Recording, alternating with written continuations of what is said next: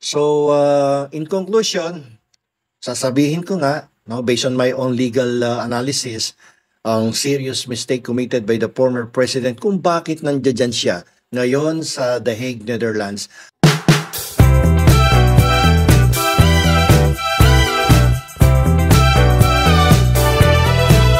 Ang ating pong Vice Presidente na si Sara Duterte ay nagsabi na nung minsang dinalaw niya ang kanyang ama na si former President Rodrigo Roa Duterte ay nagtatanong daw itong dating Pangulo kung saan siya nagkamali. Sapagkat according to him daw ay maganda naman ang kanyang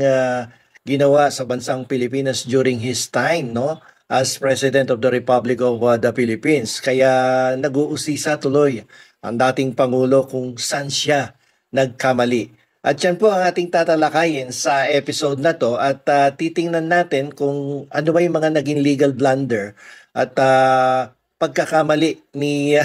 dating Pangulong President Rodrigo Roa Duterte kung bakit siya ngayon nakakulong dyan sa International Criminal Court sa The Hague, Netherlands. Ito pong discussion natin ay for educational purposes only at ito po ay sarili kong legal opinion at observation sa mga pangyayari na naganap dito sa pagkakakulong ng ating dating Pangulong si Rodrigo Roa Duterte. So alam naman natin kung saan nagsimula at ano yung pangunahing dahilan kung bakit nakakulong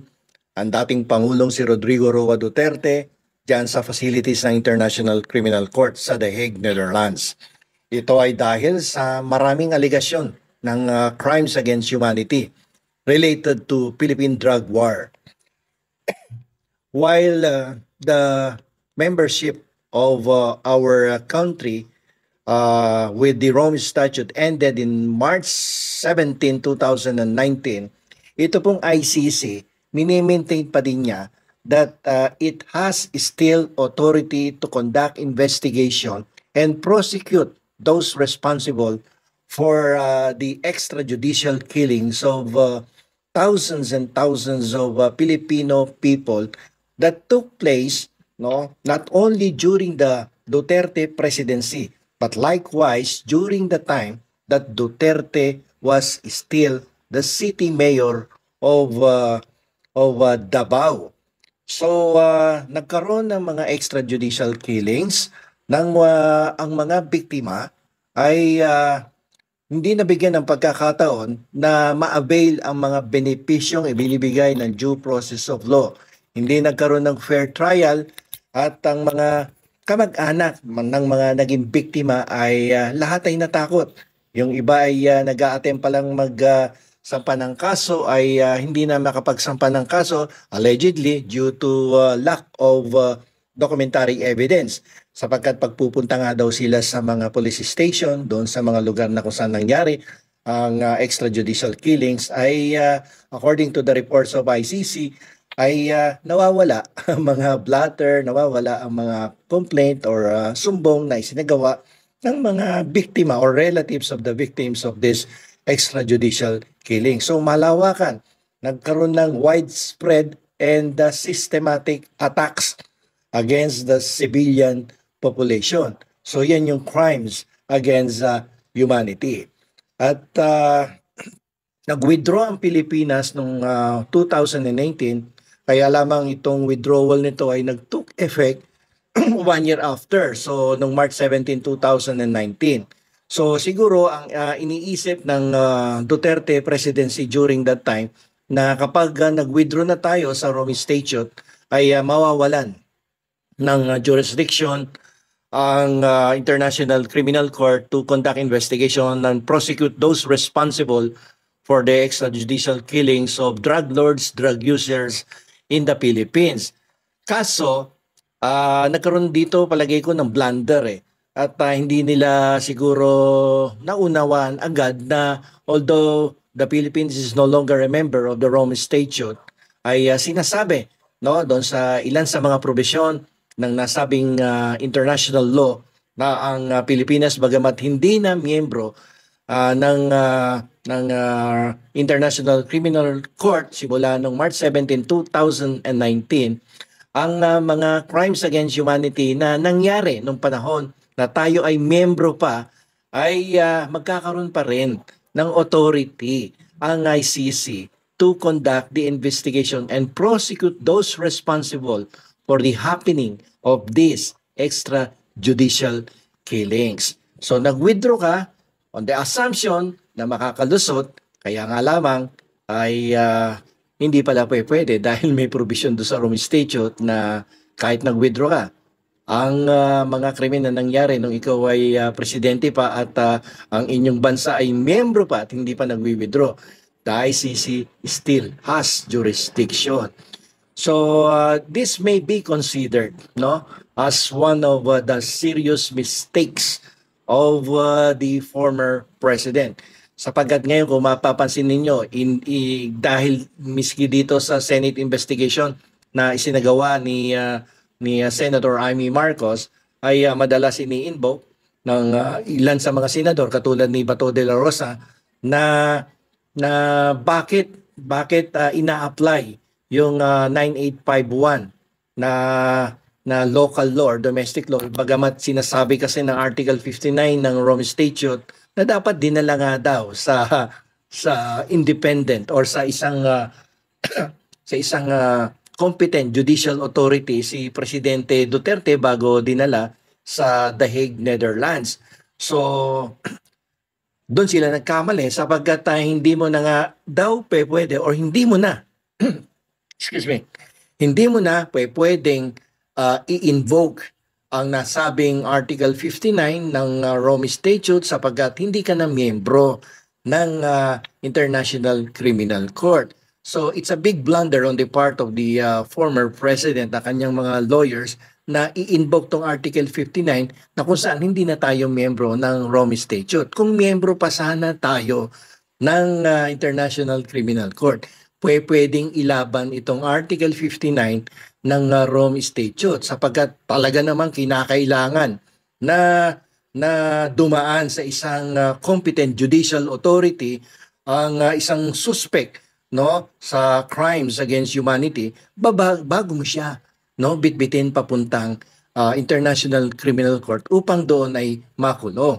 Kaso ang sabi ng Vienna Convention ay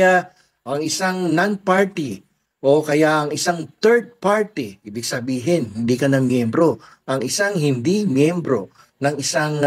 treaty, ng isang international law like the Rome Statute, ay hindi pa pwedeng mag-invoke ng benefits of this Article 59 of the Rome Statute.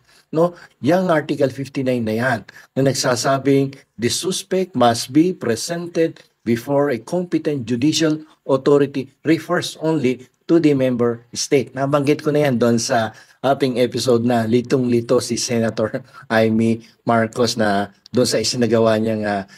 committee hearing dyan sa ating Senado. So, if only the Duterte administration did not withdraw from the Rome Statute, tapos inaresto siya at dinala sa The Hague without the presentation of the suspect before a competent judicial authority, ayan, may legal may legal problem yan, magkakaroon ng issue. Sapagkat nag-withdraw ka, hindi mo tuloy ma-invoke because there are two international laws na pwedeng i-invoke ngayon dito ng kanyang mga kalaban. Yung Rome Statute na hindi applicable na sa ating bansa dahil because of the withdrawal in 2019 at itong Vienna Convention. So, sa akin, personally, based on my own legal assessment, this is considered as one of the most serious mistakes committed by the former president, yung withdrawal from the Rome Statute. Tsaka yung kanyang involvement talaga, yung kanyang ibinigay na authorization to implement the war on drugs since day one ng kanyang presidency. At kasi maraming admission through interviews sa mga kanyang mga speech, talaga naman nababanggit niya talagang na sinasabi talaga na hayagan ang patayin mo, pati ang mga pare, something like that, Paggalit siya, madami siya nababanggit niyan. At recorded lahat yan. At the ICC was able to collect several evidence in order to indict the former president for the crimes against humanity. Kung kaya't nandun siya ngayon sa International Criminal Court at nakakulong at hindi siya makakalaya doon hanggat hindi natatapos ang kanyang kaso for these crimes against humanity. So ulitin ko, the most serious mistake was the withdrawal of the Philippines from the Rome Statute, which was made during the presidency of Rodrigo Roa Duterte, and also his direct involvement and authorization of this war on drugs, no, implementation of the war on drugs that nagresulta sa extrajudicial killings ng thousands and thousands of Filipinos, no, mga drug lords, mga drug users, talaga namang widespread at merong systematic attacks, no, against a civilian population. So doon nagkamali ang dating Pangulong Rodrigo Roa Duterte, kung kaya't talagang kung ikaw yung nakakulong doon, talagang at may dumalaw sa iyo at natanong nga niya ang kanyang anak na si Vice Presidente kung sa kabila ng lahat ng kabutihan na nagawa niya sa ating bansa ay bakit doon siya ngayon nakaupo at nag-i-stay sa facilities ng International Criminal Court. Tinatanong niya ang kanyang anak saan daw siya nagkamali. So bagamat tayo naman ay naniniwala na mayroon naman siyang mga nagawang mabuti, no, sa ating bansa, katulad ng mga pagpipirma upang maging batas ang Universal Health Law, yung pagbabawal ng paninigarilyo sa public places,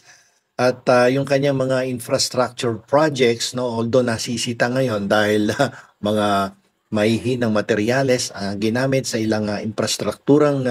pinagawa niya, katulad ng tulay doon sa Isabela na bilyon-bilyon ng halaga, pero wala pang ilang taon ay nagiba, naputol yung tulay, at ngayon nga ay subject of an investigation dyan sa ating ilang ahensya ng bansa. So in conclusion,